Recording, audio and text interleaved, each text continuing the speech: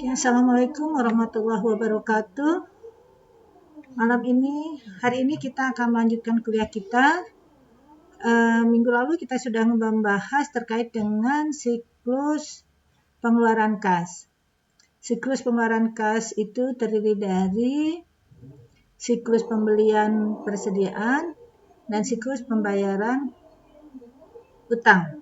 Sekarang kita akan bahas terkait dengan siklus konversi. Siklus konversi adalah siklus yang terkait dengan proses pengadaan barang atau jasa yang siap untuk dijual. Oleh karena itu, siklus konversi sangat tergantung jenis subsistem yang ada di siklus konversi itu sangat tergantung kepada proses bisnis dari perusahaan tersebut. Oleh karena itu, masing-masing perusahaan berbeda-beda satu dengan lainnya. Perusahaan jasa tidak sama dengan perusahaan dagang. Perusahaan dagang tidak sama dengan perusahaan manufaktur.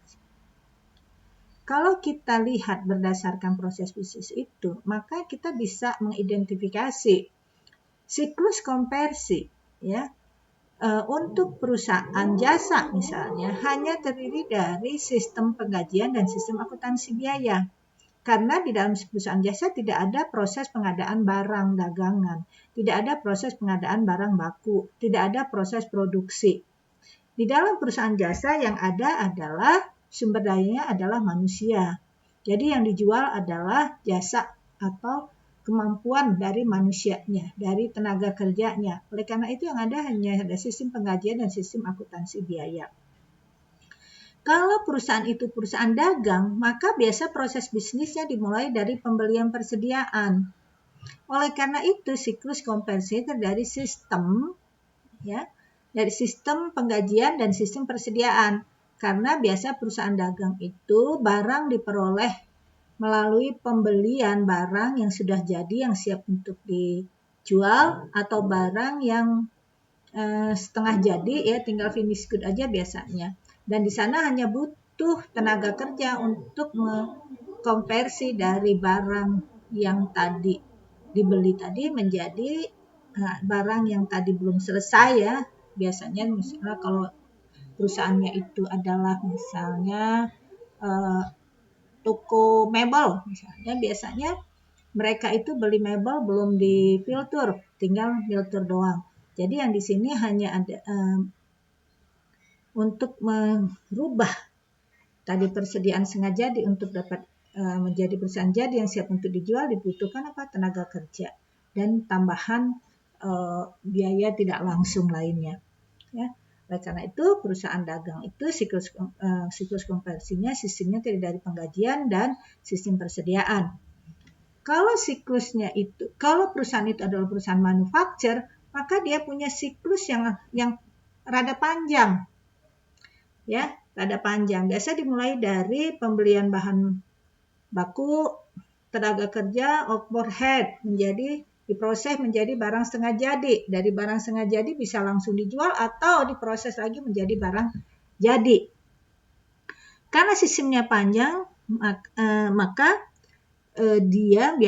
siklus konversi biasa terdiri dari beberapa sistem. Ada sistem penggajian, ada sistem persediaan, dan sistem akuntansi biaya.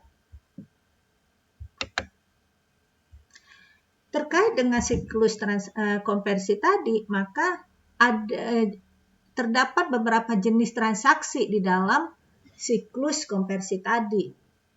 Di setiap transaksi itu biasanya harus ada dokumen yang terkait dengan transaksi tersebut. Kita lihat aja beberapa jenis transaksi yang ada di siklus konversi. Pertama, pembelian barang. Maka untuk pembelian barang, dokumen apa yang harus ada? Pertama, pasti dokumen order pembelian. Setelah order pembelian, maka dokumen berikutnya itu adalah laporan penerimaan barang. Kemudian dokumen berikutnya adalah voucher, voucher. Karena dari pembelian akan perusahaan biasanya dari supplier diberikan faktur tagihan. Faktur tagihan tadi dimasukkan ke dalam voucher hutang, Kemudian penjualan barang. Penjualan barang, dokumen terkait biasanya order penjualan, ada nota pengiriman barang, kemudian ada faktur penjualan, ya. Kemudian kalau prosesnya adalah transaksinya adalah transfer bahan baku, ya. Ini dalam perusahaan manufaktur biasanya di prosesnya adalah permintaan bahan baku, ya. Permintaan bahan baku. Jadi ketika perusahaan dari bagian pabrik, ya, atau sebelumnya itu pasti ada rencana produksi. Rencana produksi diturunkan kepada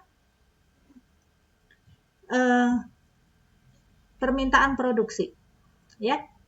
Dari permintaan produksi ini biasanya diikuti dengan permintaan bahan baku.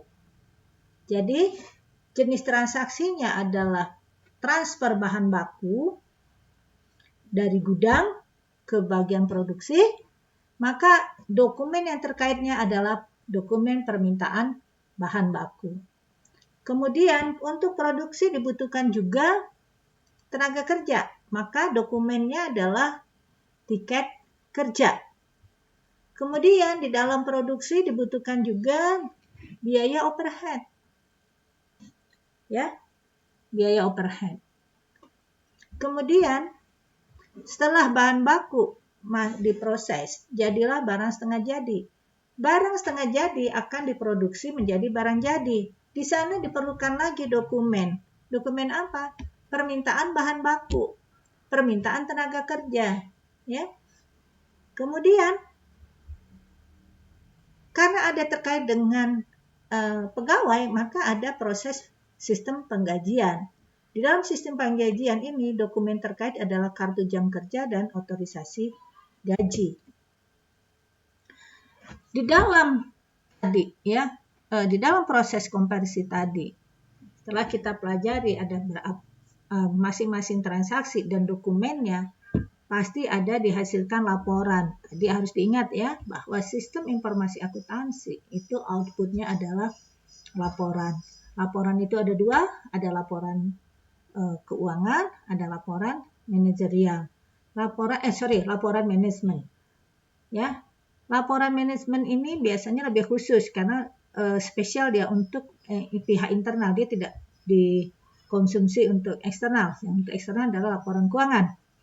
Maka laporan yang dihasilkan biasanya tadi laporan untuk kebutuhan manajemen. Apa aja laporannya? Laporan status persediaan. Apa aja persediaan masih ada? Jenisnya, kuantitasnya, dan harganya. Kenapa perlu? Iya, karena status persediaan tadi, ya, persediaan barang tadi perlu untuk apa? Untuk mendukung laporan keuangan. Laporan keuangan kan di neraca ada persediaan. Kemudian ada laporan per jenis persediaan. Kalau tadi ada laporan status persediaan dia secara menyeluruh, ada laporan per jenis persediaan. Buat apa laporan per jenis persediaan? Untuk perencanaan bagi perusahaan, perencanaan pengadaan persediaan. Persediaan ini merupakan sesuatu yang sangat penting di dalam perusahaan. Karena apa? Karena kalau persediaan sedikit, maka akan menyebabkan produksi terganggu. Kalau persediaannya banyak akan menyebabkan cost, ya. Pembeliannya juga udah minggu lalu kita sudah pelajari, pembeliannya juga jumlahnya harus tepat, ya, harus tepat. Waktunya harus tepat, ya. Waktunya harus tepat, jumlahnya harus tepat, kualitasnya harus tepat, ya. Kemudian laporan apa lagi yang dibutuhkan? Laporan hasil perhitungan fisik persediaan. Ya, laporan hasil perhitungan fisik persediaan. Persediaan ini bagi perusahaan manufaktur banyak ya. Ada persediaan bahan baku, ada persediaan bahan setengah jadi, ada persediaan barang jadi. Kemudian kita lihat anak-anak sekalian, dari yang tadi Ibu jelaskan tadi itu tergambar di dalam diagram aktivitas produksi. Kita lihat bagian perencanaan produksi. Pertama, evaluasi dan otorisasi permintaan produksi. Jadi, bagian perencanaan produksi inilah yang melakukan evaluasi dan otorisasi permintaan produksi. Ya. Karena bagian perencanaan produksi ini yang tahu kapan barang harus diproduksi, berapa banyak diproduksinya, bagaimana desain produknya. Itu di perencanaan produksi. Ya. Biasanya bagian perencanaan produksi ini juga dia bekerja sama dengan bagian penjualan. Ya, bagian penjualan. Jadi biasanya seperti itu. Kalau bagian penjualan menyatakan, wah ini barang ini laku, dari hasil evaluasi, oh ini laku. Barang ini laku. Kemudian ini harus kapan? Misalnya nih kalau perusahaannya konveksi. Oh kalau baju busana muslim mungkin diproduksinya pada saat hari raya Idul Fitri, itu harus ditambah produksinya. Itu bagian penjualan biasa menyampaikan ke bagian perencanaan produksi. Bagian perencanaan produksi akan membuat desainnya bagaimana. Dari desain tadi ketahuan berapa dibutuhkan bahan bakunya apa saja, berapa dibutuhkan tenaga kerja, semuanya seperti itu. Dan di bagian perencanaan produksi juga dianya harus mengevaluasi, ya, berapa banyak produk yang gagal. Karena kegagalan produk bisa jadi karena salah di bagian perencanaan produksi. Dia harus evaluasi, dia harus perbaiki rencana produksinya. Misalnya ini, perusahaannya tadi perusahaan konveksi, produknya mukena misalnya. Produk mukena, dia buat desain. Bisa dibutuhkan renda berapa meter, dibutuhkan kain berapa meter. Ketika diproduksi ternyata banyak yang gagal.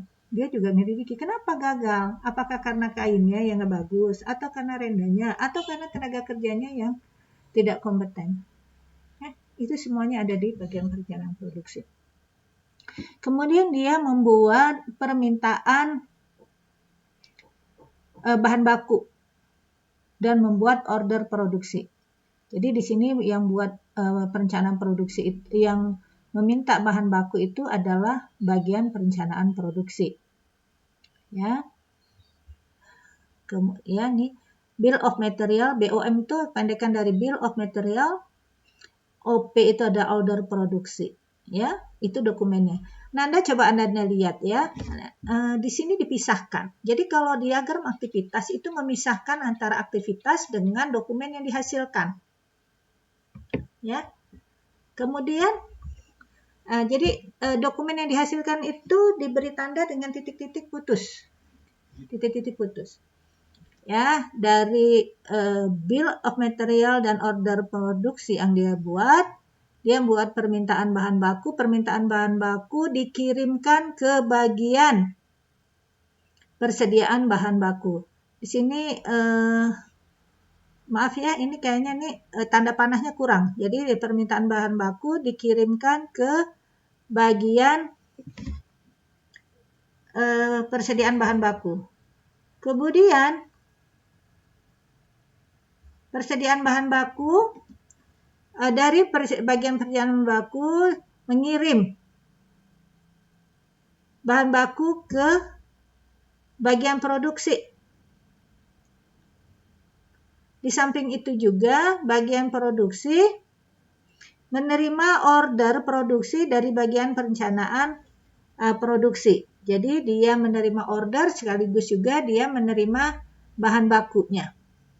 Kemudian dia lakukan proses produksi. Proses produksi, produksi yang dihasilkannya masuk ke bagian manajemen kualitas. Ada inspeksi kualitas. Kalau kualitasnya lolos, ya, maka dikirim ke bagian persediaan barang jadi. Ya, dianggap ordernya selesai. Tapi kalau produknya tidak gagal atau misalnya produknya dianggap gagal, tidak lolos, maka dia kembali lagi ke bagian perencanaan produksi. Ya, seperti itu. Di bagian persediaan barang jadi, dia menerima produk dan mengirimkan produk ke bagian pengiriman. Ananda, itu tandanya itu bull eyes-nya ketuker karena pakai words ya, pakai PowerPoint, nggak bisa buat bull eyes, jadi makanya jadi kayak donat ya. Coba Ananda perhatikan gambarnya, dimulai dari startnya apa, ya titik tuh, point ya, ball point. Kemudian diakhiri dengan bull eyes. Nah, lihat masing-masing bagian terlibat itu dibuat menjadi head dari proses tadi itu. Ada perencanaan produksi, ada persediaan bahan baku, ada produksi, ada manajemen kualitas, ada persediaan barang jadi. Ya, seperti itu. Ini Ibu tampilkan contoh bill of material. Kemudian contoh order produksi. Kalau kalian lihat antara order produksi ya dengan bill of material ini punya keterkaitan. Coba kita lihat ya. Di sini bill of materialnya, deskripsinya adalah sepatu untuk berapa total yang diperlukan? Untuk 100 pasang sepatu, berapa benang dibutuhkan, berapa kulit dibutuhkan, ya itu ada di bill of material. Kemudian order produksi itu terkait dengan tadi bill of material. Nih, kualitas produksi kuantitas produksi adalah 100 buah, ya. Kemudian permintaan bahan bakunya kita lihat. Ini untuk 100 pasang sepatu. Jadi dia sudah ada biaya karena permintaan bahan baku ini nanti dia dokumennya akan dikirim ke bagian biaya, akuntansi biaya.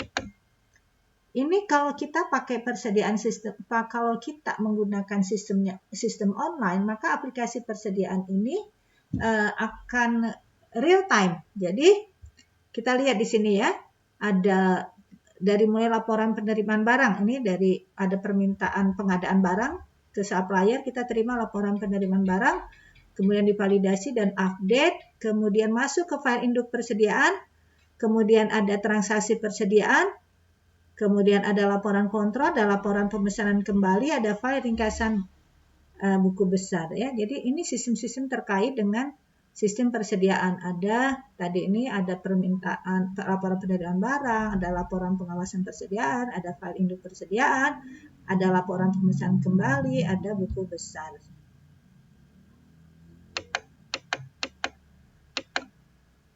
Ini adalah tabel-tabel yang dibutuhkan, ada master tabel. Master tabelnya adalah tabel persediaan dan tabel order produksi. Oke. Bagaimana melakukan pengendalian aplikasi persediaan?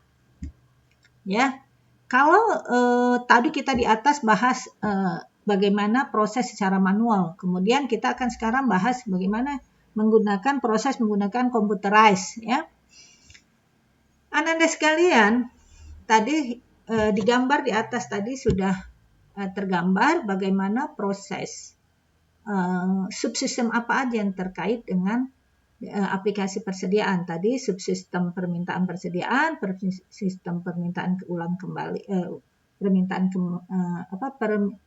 subsistem pembelian ulang, kemudian subsistem persediaannya, ada subsistem buku besarnya. Ya, masing-masing subsistem itu kan harus terintegrasi satu sama lainnya. Anak-anak sekalian, Ibu ingatkan kembali bahwa ketika kita menggunakan computerized, bukan berarti tidak terjadi kesalahan. Bisa jadi terjadi juga kesalahan. Oleh karena itu memang ketika kita menyusun aplikasi, kita menyusun sistem itu harus dipastikan bahwa ada sistem pengendalian, ada sistem pengamanannya, ya, sehingga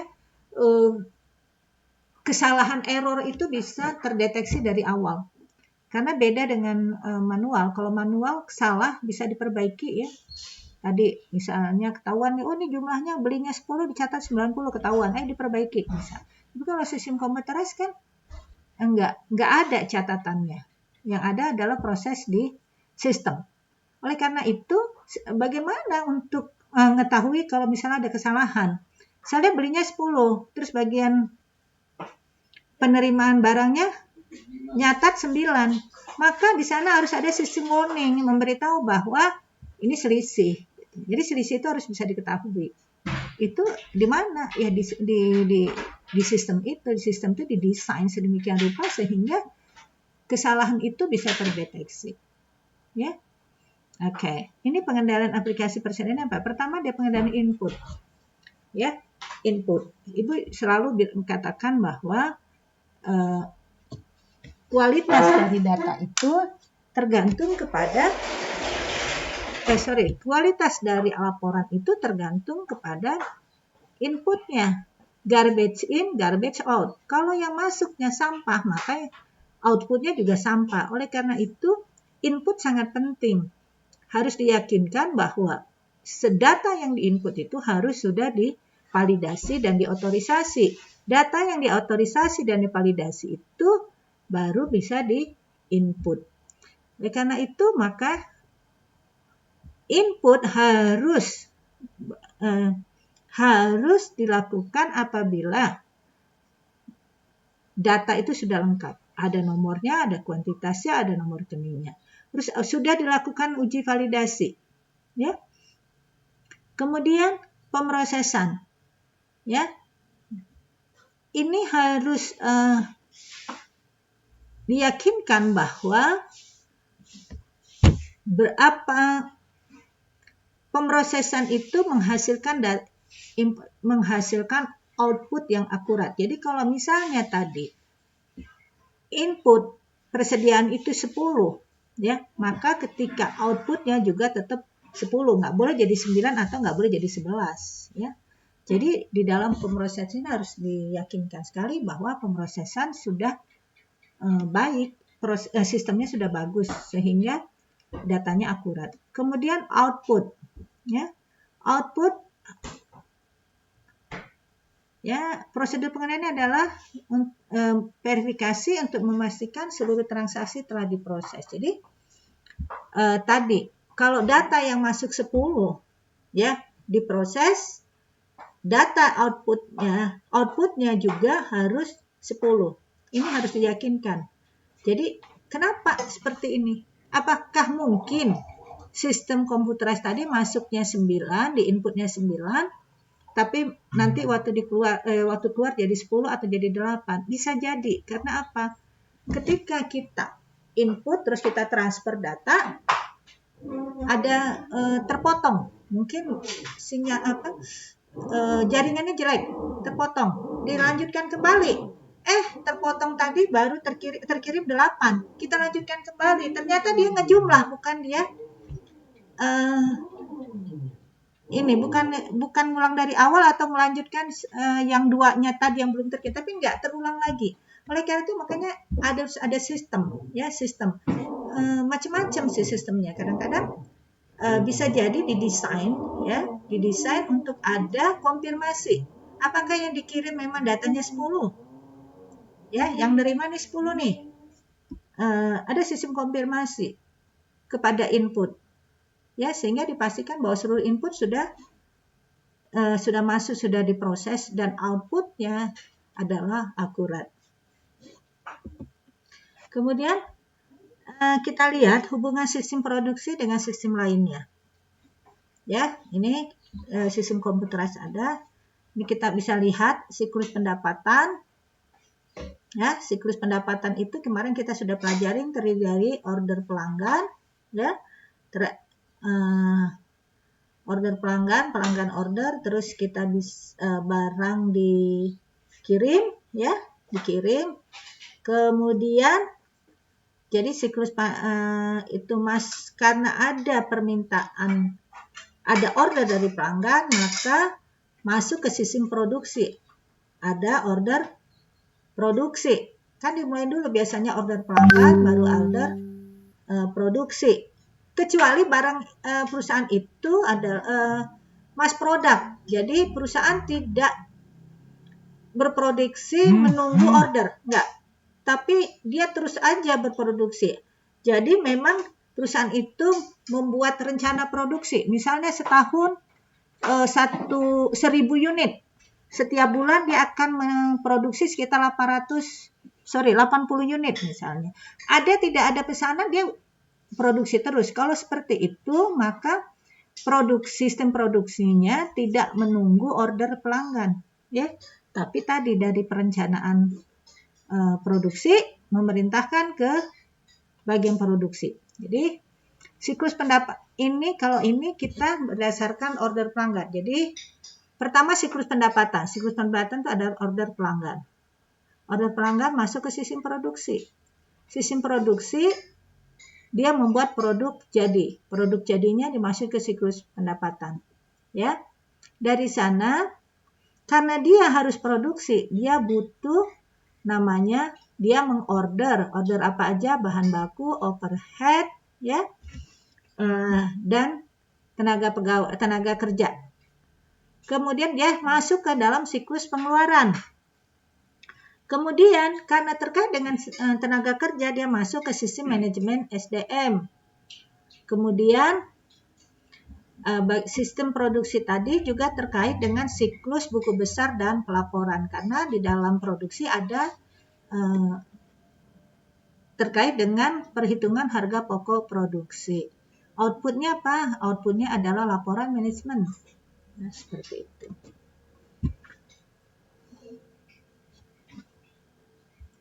Ini aktivitas dalam sistem produksi untuk sistem computerized. Oke. Ananda sekalian, tadi Ibu jelaskan bahwa di dalam siklus produksi ada satu aktivitas yang dilakukan oleh bagian perencanaan produksi. Ya. Ada metode perencanaan produksi. Ada dua metode di sini, ya. Pertama adalah perencanaan sumber daya manufaktur atau manufacturing resource planning. Sistem ini, ya, disebut juga dengan Fused Manufacturing System. Ini yang Ibu jelaskan tadi. Ada perusahaan-perusahaan yang sifat produksinya itu sifatnya massal, itu dia tidak menunggu order. Dia tidak menunggu adanya permintaan, enggak. Tetapi dia memproduksi berdasarkan rencana produksi. Rencana produksi berdasarkan apa? Berdasarkan estimasi penjualan, berdasarkan estimasi permintaan konsumen. Contohnya apa? Contohnya adalah misalnya perusahaan yang memproduksi mobil. Mobil itu diproduksi tidak nunggu orang pesan, enggak. Tapi dia akan mengestimasi berapa penjualan dalam setahun ini, berapa terus dibagi per triwulan, bagi bulanan, bagi mingguan, seperti itu. Jadi orang berproduksi secara kontinu. Ya, itu. Yang kedua adalah sistem manufaktur just in time. Ya, just in time. Kalau just in time ini sebenarnya pengembangan dari sistem perencanaan sumber daya manufaktur tadi, MRP tadi. Ya. Cuma bedanya apa? Bedanya adalah kalau just in time itu dia tidak buat persediaan. Tidak buat persediaan. Jadi barang yang diproduksi hanya untuk memenuhi konsumen. Bisa jadi order dulu baru dibuat, ya, lalu ada order dia buat. Tapi bisa jadi dia gini, dia tahu bahwa rata-rata penjualan sehari adalah 100 unit. Dia buat setiap hari 100 unit. Seperti itu. Apakah ini tidak berisiko? Ya, berisiko.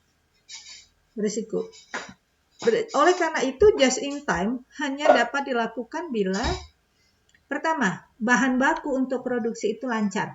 Sehingga perusahaan tidak perlu numpuk persediaan, nggak perlu. Ya, lancar. Kemudian distribusi barang ke konsumen itu juga lancar. Tidak ada hambatan. Ya, sehingga dipastikan bahwa barang yang diproduksi itu dapat sampai ke tangan konsumen pada waktu itu. Jadi dia boleh aja kalau bisa dijamin seperti itu. Contohnya apa? Contohnya misalnya ini pabrik roti. Dia tahu penjualan setiap harinya adalah misalnya 10.000 unit roti. Maka dia hanya memproduksi sebesar 10.000 unit roti per hari. Nggak ada persediaan dia. Dia produksi, dia langsung jual ke pasar. Seperti itu.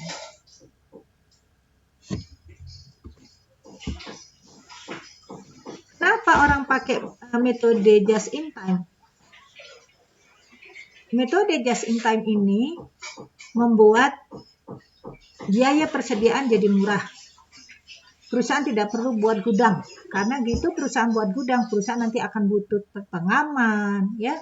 Terus gudang itu kan butuh pengaman, kemudian ada butuh listrik, macam-macam akhirnya. Ada biaya tambahan. Tapi kalau dia tidak ada persediaan, ya dia berarti tidak perlu menyiapkan itu, gitu, ya. Kemudian itu terkait dengan metode perencanaan produktif. Oke, sekarang kita sistem akuntansi biaya, ya. Sistem akuntansi biaya tadi itu ya. Jadi terkait juga dengan proses produksi,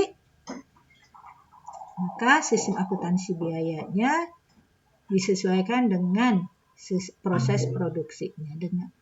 Kalau perusahaan ya baru berproduksi ketika ada pesanan dan masing-masing unit pesanan itu bisa dipisahkan secara jelas, biayanya untuk masing-masing produk itu bisa diidentifikasi dengan jelas, maka perusahaan menggunakan sistem akuntansi biayanya adalah job order costing.